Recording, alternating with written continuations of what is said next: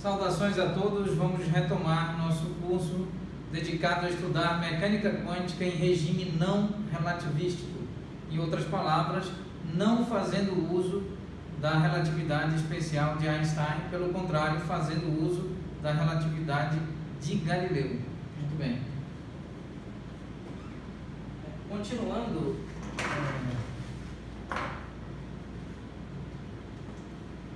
dando continuidade ao desenvolvimento deste curso, mais uma vez vale ressaltar que este curso está disponível em uma playlist intitulada Mecânica Quântica Não Relativística. Playlist é essa que está exibida no canal intitulado Professor Damião Meira, Instituto Federal do Pará, campus de Santarém, sediado e hospedado canal este sediado e hospedado na plataforma do YouTube. Este canal está associado às atividades de ensino, extensão e pesquisa desenvolvidos por servidores e discentes do Instituto Federal do Pará, campus de Santarém. Dando continuidade, durante as aulas anteriores, nós estávamos falando sobre a hipótese de de Broglie e a hipótese de Planck, e que são efetivamente as duas hipóteses que abrem, por assim dizer, os trabalhos, né? A hipótese de Planck tentando resolver o problema associado à radiação emitida por corpos incandescentes, e então, recordando, havia os resultados baseados na eletrodinâmica clássica, no eletromagnetismo clássico, são resultados que, em um determinado intervalo, para altas frequências, por assim dizer, havia uma inconsistência entre o resultado obtido laboratorialmente e o resultado obtido fazendo uso do eletromagnetismo clássico, no qual a energia é entendida como uma função contínua. E então o Max Planck faz uma proposição interessante, que é exatamente a quantização da energia. E então, quando a energia é estudada do ponto de vista assumida, admitida como uma estrutura, por assim dizer, dividida em partes, né, em blocos, em pacotes de energia, e portanto ganha aí nesse contexto o título de energia quantizada. Então é possível então haver uma coerência, uma convergência entre os valores associados à emissão de radiação de um corpo incandescente, emitida por um corpo incandescente, e a teoria, ou seja, os resultados laboratoriais, então passaram a estar em plena concordância com os resultados matemáticos, analíticos, algébricos, quando se usa a hipótese de Planck. Então nós temos a hipótese de Planck, que então gera a quantização da energia, e a hipótese de de Broglie, na qual de Broglie apresenta a ideia de que se a partícula, que é por sua vez descrita por uma física de partículas, uma física de estruturas corpusculares, não é? Com um formalismo específico para estruturas corpusculares aprendido lá na mecânica clássica, por exemplo. Então essa partícula no âmbito quântico, ela também apresenta um comportamento dual, por assim dizer, de partícula e onda, ou seja, ela também pode, sob certas e especiais circunstâncias, se comportar como uma onda. Então de Broglie entende também que,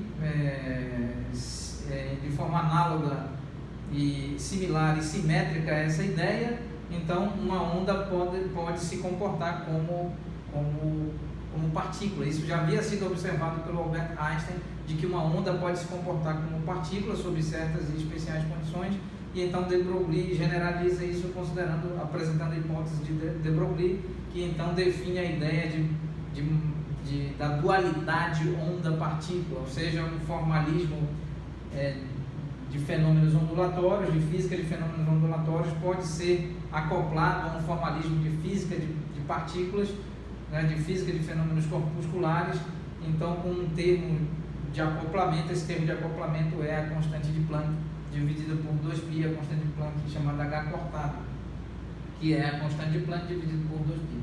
Então agora nós fizemos alguns estudos sobre a função de onda, apresentamos a função de onda, e agora nós vamos tentar analisar aqui muito rapidamente o que ocorre com... Vamos fazer uma comparação do comportamento clássico, né, do espalhamento de partículas com o comportamento quântico. Então, aqui vamos tentar ilustrar. Então, do ponto de vista da teoria da física de fenômenos corpusculares, a física de partículas, não é? A física clássica de partículas, então nós sabemos que com base na física clássica de partículas, nós temos então o comportamento tal que, então, se nós assumirmos aqui o eixo Z, por exemplo, então, e nós temos um feixe de partículas estudado, então, apresentado pela física clássica de partículas, então esse feixe passa por uma fenda. Aqui esse tipo de atividade, esse tipo de esquema é realizado laboratoriamente. Existem estudos laboratoriais de caráter experimental e fenomenológico que analisam muito bem isso, que nós vamos mostrar aqui de forma bastante resumida. Então, ao longo desse eixo Z, nós podemos então considerar que o comportamento, não é, a distribuição das partículas, aqui um feixe de partículas, né, em regime clássico, né, utilizando a física clássica de partículas, então a distribuição é uma distribuição desse tipo. Ou seja, próximo à fenda está a maior quantidade de partículas. Se supusermos um número n de partículas que passa por essa fenda, então eles se espalharão de modo que a distribuição indica que quanto mais distante desse ponto, menor a quantidade de partículas que estará aqui. Do mesmo modo, quanto mais distante desse ponto central, menos partículas estarão espalhadas nesta região. Então o número máximo de partículas estará exatamente nessa região, próximo ao centro da fenda. Então nós temos esse tipo de distribuição. Vamos considerar agora a fenda com uma abertura nessa posição. A primeira posição é essa, agora outra posição. E aqui mais uma vez um feixe de partículas, né?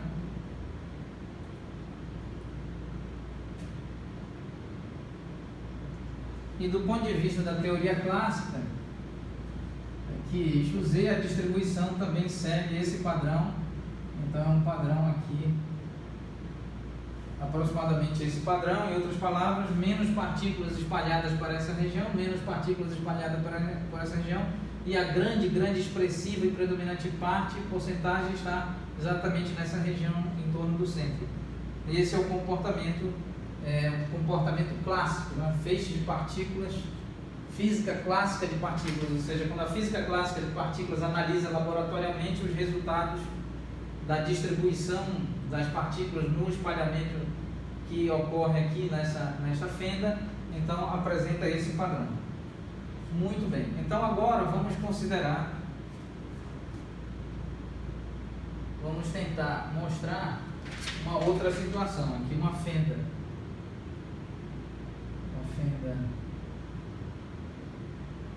dupla, fenda 1, fenda 2, e então aqui nós temos feixes de partículas também, um feixe de partículas passando por essa fenda e um feixe passando por essa fenda. Então nós temos aqui no eixo Z nós temos o seguinte comportamento. Nós temos, associado a essa fenda, nós temos um comportamento assim. Aqui já está expresso, não é? Classicamente. E então vamos utilizar aqui para essa fenda 1, fenda 2, nós temos também um comportamento similar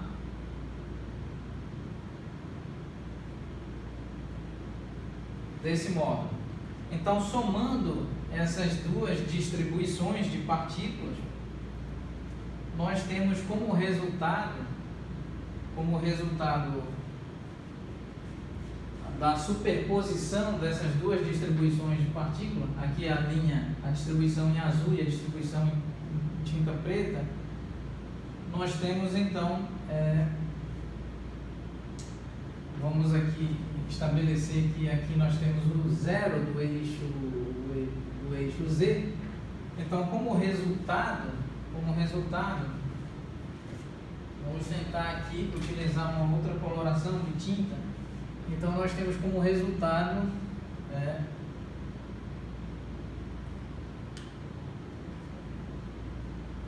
vamos tentar utilizar a cor verde aqui. Então, nós temos como resultado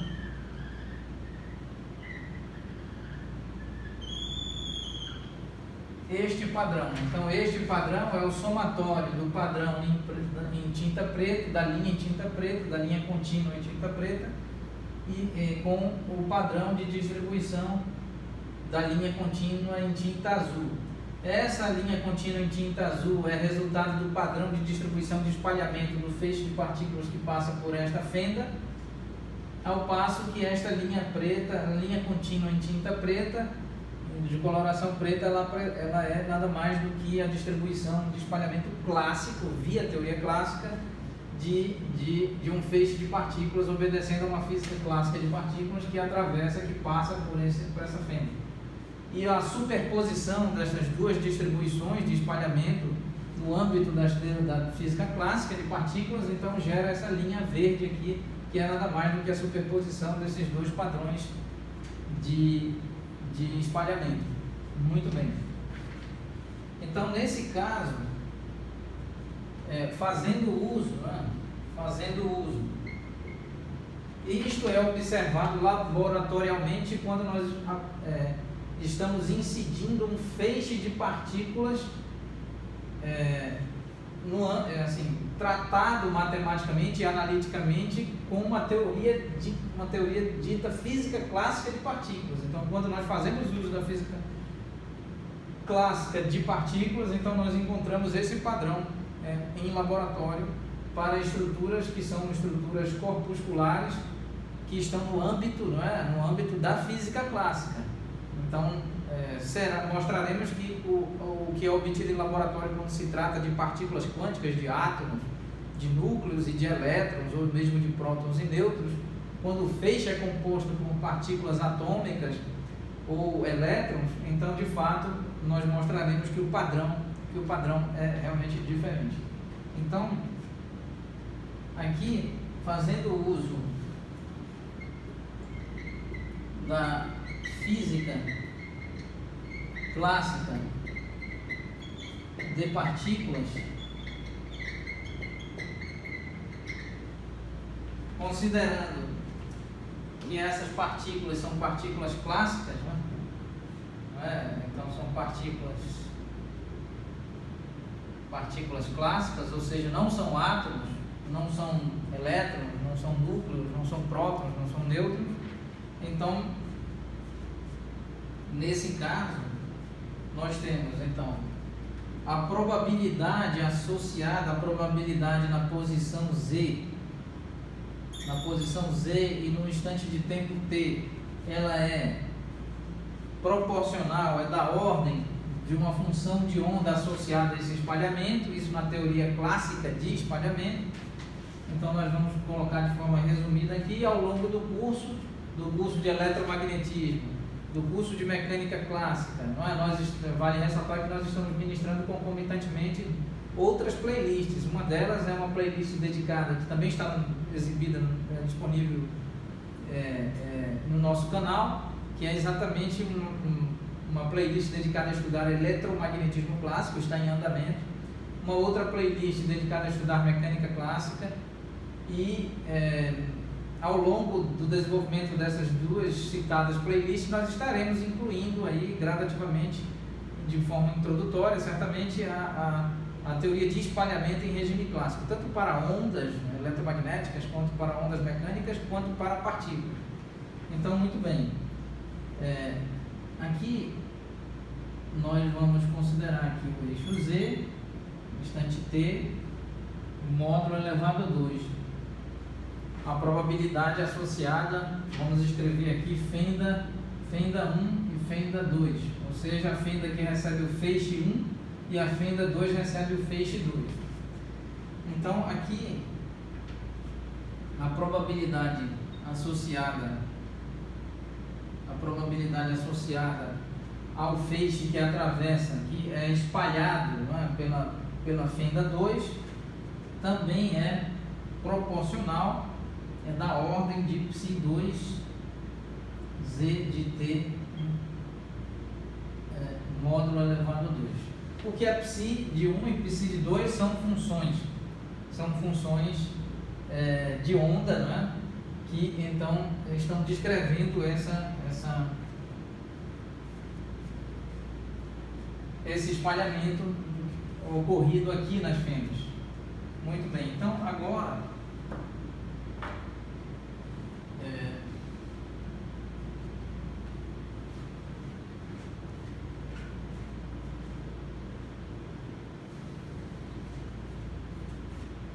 vamos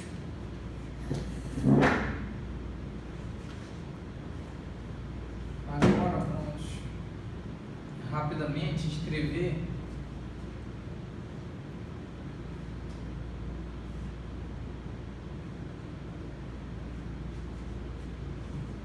vamos escrever como se comporta aqui nesse caso a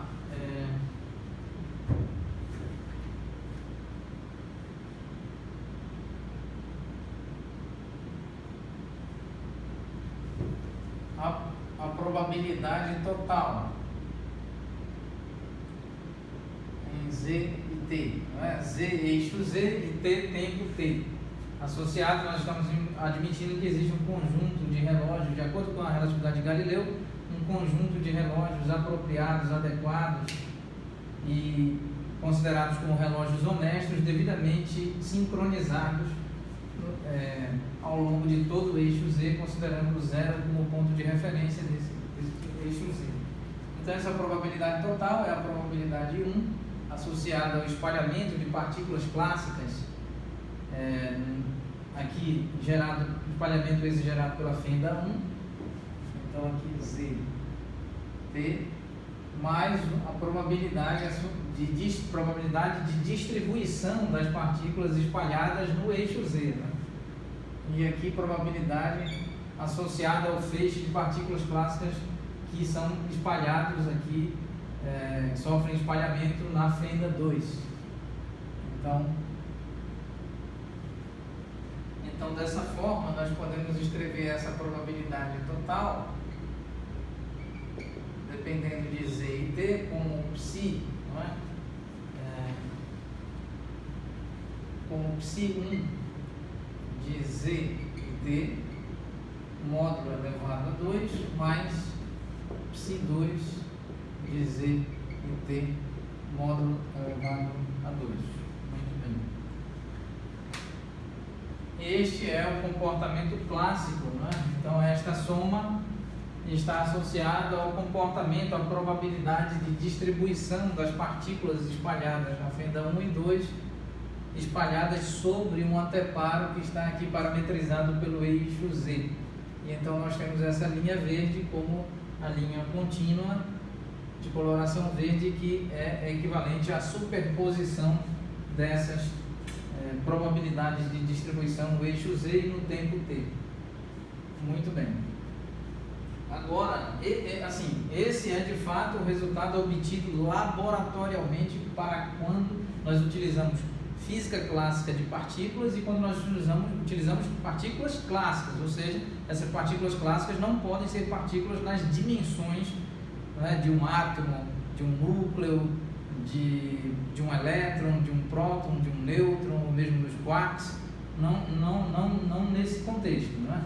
O contexto, depois esse contexto deve ser descrito pela mecânica quântica, e essa teoria de espalhamento aqui apresentada é uma teoria de espalhamento baseada na mecânica clássica, baseado na teoria de espalhamento clássico. Muito bem.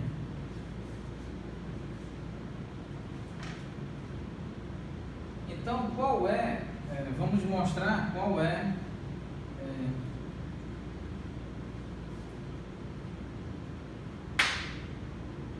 o comportamento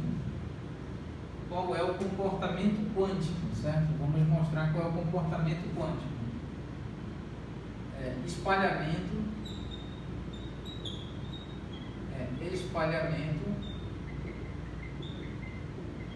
de partículas quânticas. Então, aqui em regime quântico são exatamente o elétron, o átomo, o elétron, o núcleo, o próton, o nêutron. Então, o que se obtém é esse resultado laboratorial em regime clássico, e agora nós vamos verificar o resultado laboratorial em regime quântico. Então, o resultado laboratorial em regime quântico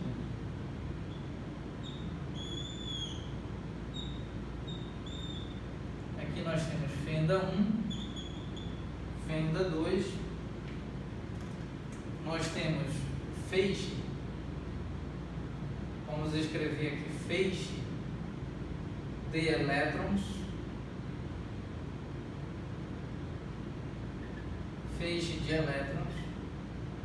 um feixe de elétrons que atravessa, que é espalhado pela fenda 2, e um feixe de elétrons que é espalhado pela fenda 1. O que realmente ocorre aqui no eixo Z, vamos assumir que o ponto zero está aqui, o que realmente ocorre do ponto de vista laboratorial, com métodos experimentais e, portanto, fenomenológicos, o que ocorre quando o feixe não é de partículas clássicas, mas sim de partículas quânticas do tipo elétrons. O que a ciência, o que a física, o que a ciência experimental observa é que o comportamento, tentar desenhar, o comportamento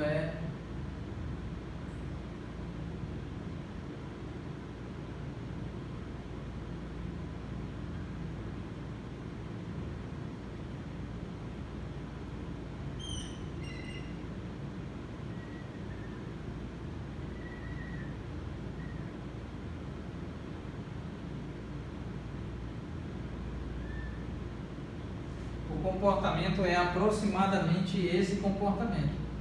E esse comportamento está associado, esse espalhamento, vamos escrever assim,